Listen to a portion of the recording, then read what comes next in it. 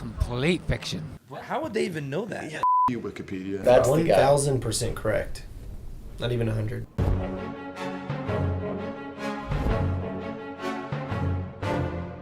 This one was interesting. It said that your first tour was supporting the Red Court across the UK, and it says, as with other earlier tours, you were able to get on the bill by tricking venue promoters.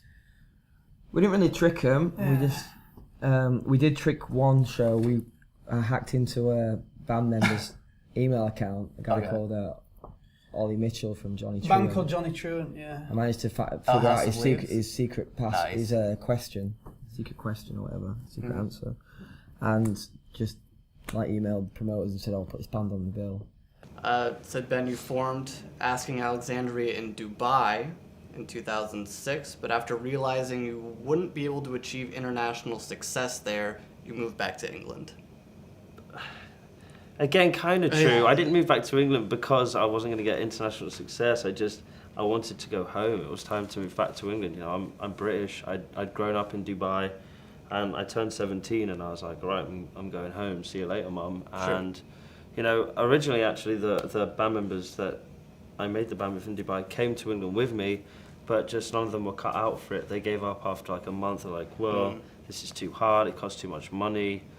And I was like, well, I'm not stopping. I'm not going to give up. And that's when I found this motley crew. It said the band was apprehensive to sign with Roadrunner at first. And after 6 months of deliberation, you guys finally agreed. Yeah, give or take, yeah. About 6 months. Yeah. Obviously, the relationship is great now. What was it about the time that was uneasy about? Just being, aware of the music and how trends come and go, and when a bigger label takes notice of a smaller band, there's always that sort of like, oh, what's your motive? Yeah. And I think that's where all like, what's the angle you're working here? Who are you looking to recreate? Right, yeah, or something like that, you know what I mean? And for us, we, there was a bit of that here and there, but we stuck to our guns and made a Live Just Breathing, so. Yeah. And it worked. So there. Yeah. All right. Bullet for My Valentine formed while studying music at Bridgend College, and you started by playing Nirvana and Metallica cover songs. Yeah, that's true, man. That's very true. Yeah, so that's how we did it. Would you guys do gigs playing Nirvana and Metallica, or was that just kind of a warm-up for you guys? No, we did like kind of local pub gigs, just like a local band entertainment on a Friday, Saturday night. Yeah. Just go and play like the classic cover songs that we know people wanted to hear, Yeah. Just get an experience of just playing live in front of a crowd, Yeah. Any big crowds ever, or like a decent pub crowd at least? Or no, maybe like 20, 30 people tops every time, All right, well. And they were mainly hammered drunk, so. Well, if they're drunk enough, sometimes that can make for a good crowd. Yeah, it was fun. We enjoyed it. It said that you attended Lake Brantley High School and completed your senior year in 2004 while touring Europe around that time, too. I'll have to consult with my wife. Actually, was I 03 or 04? Graduation class. 04. 04, okay. So I graduated in 04. You were touring Europe during your senior year? Kind of, sort of. That makes it sound cooler than it was. It makes it sound pretty good. I finished high school half a year early to start college half a year early because I just wanted to do that. Okay. So I started that up, and about halfway through the first semester, we had an offer for our first tour, which was support. It was God Forbid headlining, Scars of Tomorrow direct support, and Trivium and All That Remains flip-flopping the first and second slots. Oh, wow, so All That Remains. But both of our bands were both told we were in the second slot, and we didn't find out we were flip-flopping until the first day. That's not bad for a first international tour. I mean, that's pretty That was exciting. just the States, though.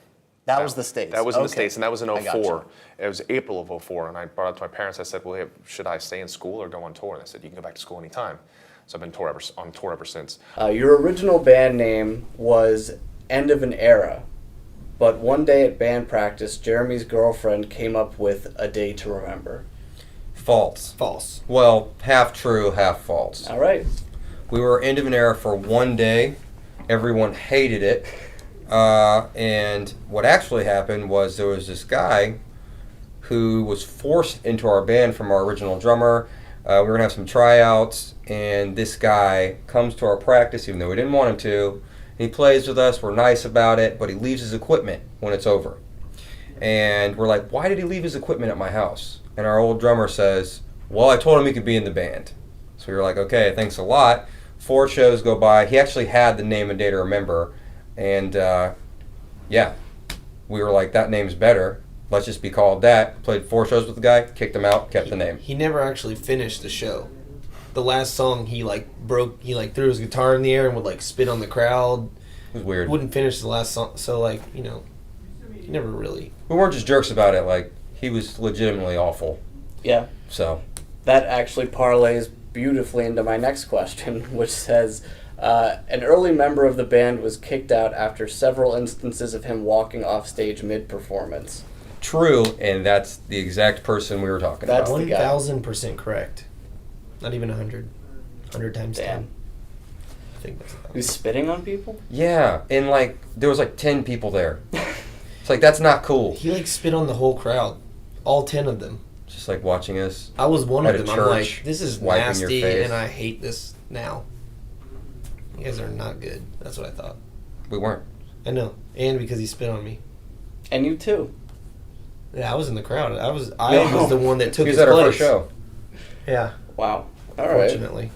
Well, I'm sorry to hear that. It's okay. I've showered once since then. Practice sessions of the band began in Matt's old egg house on his family's farm. What part of that was suspicious to you? Well, I just love the image of playing in a band surrounded by chickens and eggs in a farmhouse. I love that. We did practice in an egg room. There were chickens not in the room with us. No, they There left. were chickens in the room next to us. Okay, No, okay. they were there. I think a large portion of that is true. JB, you weren't still in high school. You were Yeah, I was in college when the band started. I was a freshman. Everyone else was in still high school. In high school. Yeah. Okay. We actually started practicing in an egg refrigerator. Yes. A refrigerator. Yeah. Yeah. That's cool. It wasn't cold when we were in there though. Yeah, it wasn't being used anymore as a refrigerator. Smart. Yeah. Yeah. But it was insulated, which is Yeah. why we chose it. Yeah, because it was warm. Because we could practice late at night and not make a lot of noise Oh, to wow. disturb. Because it was this heavy door, and it was kind of soundproofed. The echoing in that thing must have been crazy. It stank in there. Yeah. We actually hung sheets on the ceiling because there were they rats or were they mice? Oh yeah, there was There was debris falling, so we hung sheets, and then mice found their way up. debris.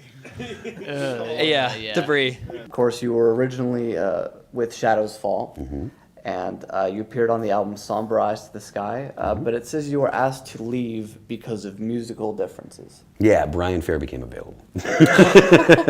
When I tried out, they were like, can you do stuff like Brian? And I was like, well, I can, try. And then Overcast broke up, and we'd had a little bit of tension. I talked about leaving maybe 6 months before, and then they're like, no, we should stay. We'll see how it goes. And then when Brian became available, they're like, Brian's available. Okay. So it wasn't just like a spur of the moment, okay, you're gone thing. It was. Well, no, I'd spoken to our manager. I hadn't spoken to the band about okay. quitting. So I was like, Gotcha. dude, I don't know. I was like, kind of feel like we're not on the same page musically. And he's like, no, just stick around. About 4 or 5 months later, Overcast broke up. And as soon as they found out that Overcast broke up, they were like, Brian, come on down. It says that your early performances were fueled by alcohol consumption, where the band members would get so drunk that they would vomit on stage and damage their own equipment. Absolutely All right, true. yeah. Very good. Anything damaged beyond repair? Just our brains. Livelihoods. I that just gave me images of you on the drums, just puking on the snare and the cymbals and just flying all over the place. Pretty in much, spray. yeah. That With that my knob happens. out a lot of time. Sometimes. Stretching. It's not even a lie. No. All right. Yeah. Is there footage of that too? Hopefully not. Yeah. Oh God, this is going to be pies in the arse, this interview. Fucking hell, yeah. It's not going to be that bad, I promise. June 2007, you suffered from laryngitis and had an emergency tonsillectomy. And because of this, Bullet for My Valentine were forced to cancel shows supporting Metallica. True. Have you supported them since?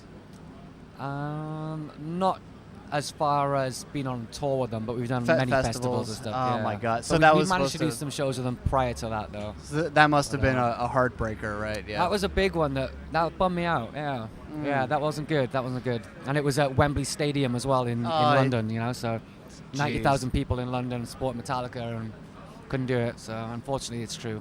Okay, so we need Metallica. Metallica, you need to take Bullet on at least a few Come on, shows. man. Please. Do it. This man's been through enough. That's true. The Alive or Just Breathing album. It said all the band members had jobs and some were going to school during the recording of the record. So each member came in for short periods of time when they were just free. Mm-hmm. Yeah? And Adam actually had to come down to me because my work schedule was too crazy, and I actually couldn't even afford gas money at one point to drive to Western Massachusetts. So Adam had to come to me to help finish recording. Yeah. And yet you were a person who didn't like to talk to people, and people are doing favors for you at the same time. That's a good I was way a to be. jackass when I was young. I was a very odd, antisocial person. It said, Ben, that you've expressed the feeling that the band's lyrical style before Reckless and Relentless was Rentless and relentless. Rentless and relentless. They didn't have That sounds like a college student problem in New York. It says that you thought the lyrical style was stupid. What does that even mean? I don't know. I just printed this out. That's weird because I wrote a lot of the lyrics to Stand Up and Scream, so... It's like, I was an idiot. I was an idiot. No, So I think I've said along the lines of it being more immature than, say, what we write about now. You mature. Like, we were 17 to 19 years old when we wrote Stand Up and Scream. Like, obviously, there's lyrics we look back at now and go, well, I would never put "you stupid fucking whore" as a big gang chant in a song now, but, you know, it did its job. You just mature, you know. Yeah. You haven't faced so many problems when you're that age. I don't think you figured the problems out. Yeah, there's also a lot of very meaningful lyrics in that record. They were like a prophecy and stuff. So, no, incorrect. That's fiction. Fiction. All right, there you go. Dick. Fuck you, Wikipedia. Brandon, it says, between the Visions and Fractures records, that's when you learned to sing while playing drums and became the band's clean vocalist. Kind of. That was kind of like we kind of stumbled upon that by accident. So it's somewhat true. We did Visions, and I sing like maybe 3 lines on Visions. Okay. And then we were in like a pop punk band. And, and our singer wasn't working, and I wrote a song, and I did a demo for the song, and I sang on it, and it was like, oh, like, you can actually sing. So I started singing for that band, and then we started singing more in this band, and it was all kind of just stumbled into each other by accident.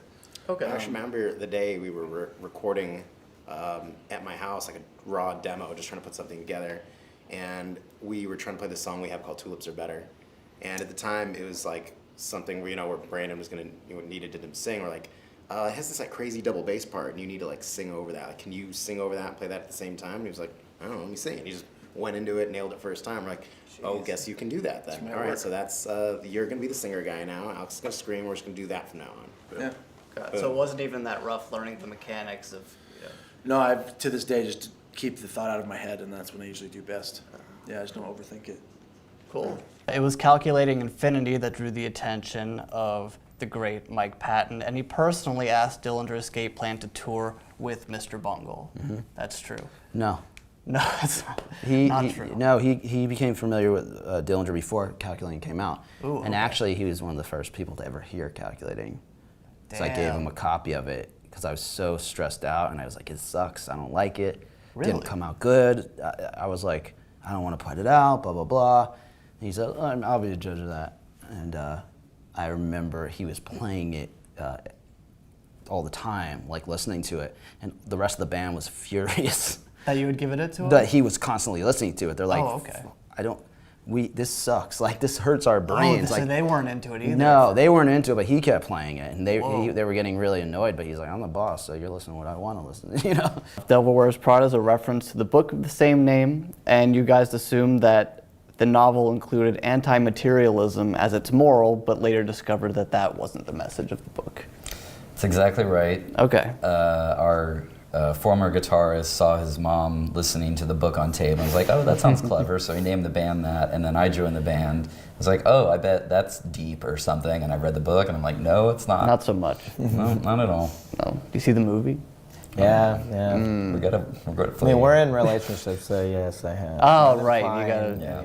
You'll always girlfriend be is dragged like, to I it. love that movie. Like, oh, good. I'm glad. Good. We'll have to watch it sometime. Great.